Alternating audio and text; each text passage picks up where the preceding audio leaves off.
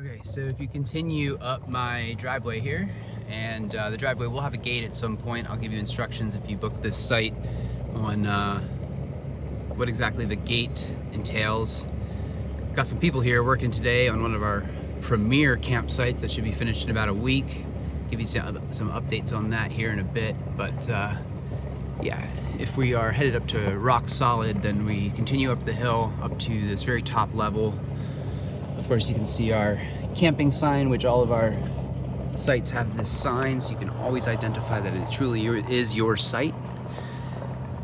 This one's smaller than the paddock, so definitely a little more intimate, but it has a lot of space, truly. It has this wonderful fire pit here, this really cool cooking surface.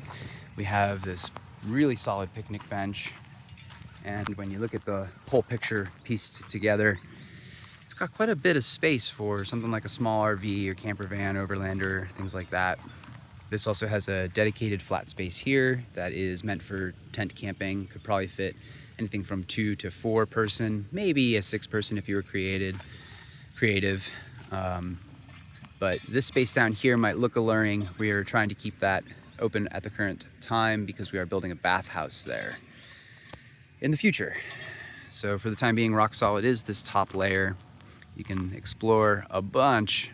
We have trails that go right from this site directly to the north peak of Seneca Rocks. Technically, it's a shorter trail than the tourist trail. It's I think less than a mile, so it's pretty convenient. Has obviously a lot of vertical gain, but you just really can't beat the convenience of going right from your camping right up to the trail. So this is also next to a creek. It's nice, really peaceful. I'm your really only neighbor here. You can see me in my little farmhouse down there, but I won't be bothering you, and I'm usually out doing projects anyways. So I'll now take you up to our final site, which is in the process of being built by my friends down here, and we'll give you a little bit of some info on that and what's to come.